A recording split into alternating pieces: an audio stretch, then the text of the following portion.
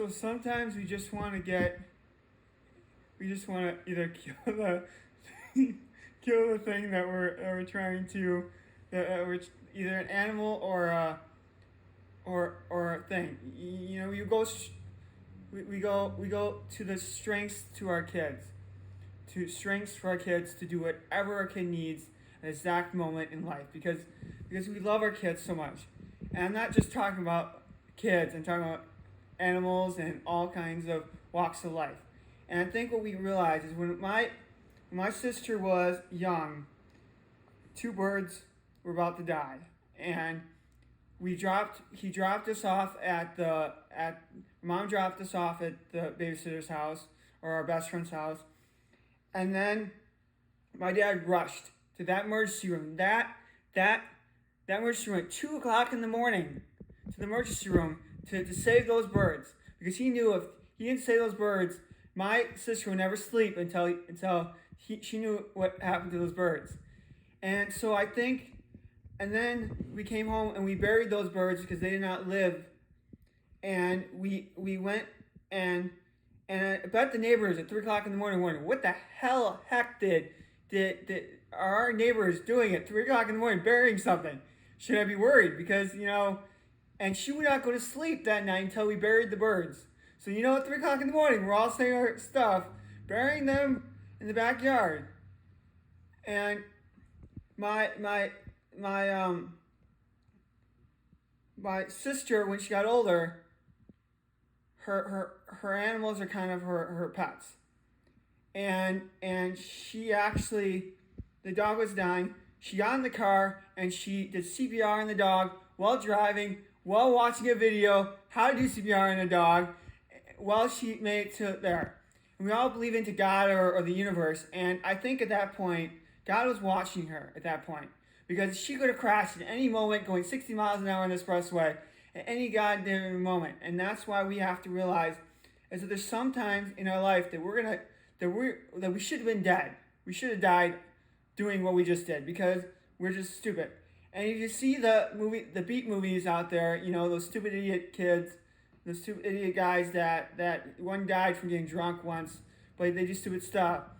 You should realize is that also for entertainment, we do stupid stuff to make people laugh, make people sad, and I think it's cool to see. But you should ask yourself, would you do that same thing to make someone laugh? Because if you want to do that same thing, you shouldn't do that same thing either. And also, Family Guy. It's a really inappropriate show, so kids don't watch it. But what I'm saying here is they made fun of one of our governor's Down syndrome kid because they thought they would make a funny video about Down syndrome, and all the viewers wrote back to them and said, you should stop doing that. We love your show a lot, but that was go way too far. And 2 days later, they apologized to the governor, to the kid, and to all their fans, saying they'll not do something like that again. And I think what we have to realize is times when we get so angry, punch a pillow. Do not kill your animal or do not kill your kid. Because there's sometimes where your kid will go drunk, will hit a person or will swear at someone or get locked up somewhere or do something all you want to do is just pound your kid and do something.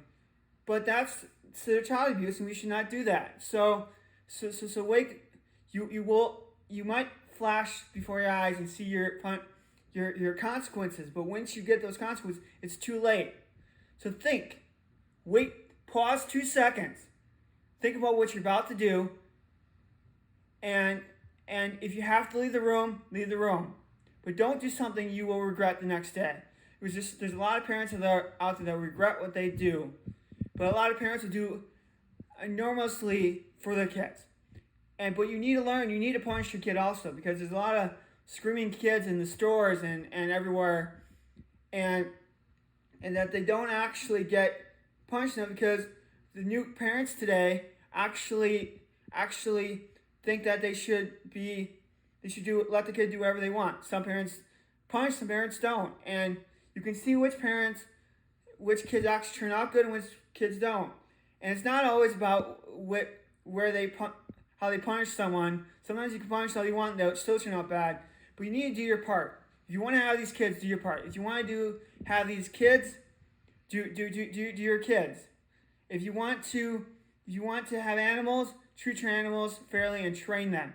Because when the person comes over, we have a new girlfriend or whatever in the world, you need to actually make sure that they're not going to get pissed on or pooped on or whatever it is with their animals, and make sure that their kids are ready for it. You should not be ashamed of yourself if you have a kid that throws up on your wife, your new girlfriend, or your new friend. And one more thing. Before you have a babysitter come over, make sure they know 100% what your kid does and doesn't. Because they shouldn't have to find out for themselves that they have a hitting kid that wants to throw you across the room and threaten you, or have an animal that's going to scratch you and bite you all night long. Because they will leave. They should leave. Thanks, Ryan. This is Ryan. Thanks for watching.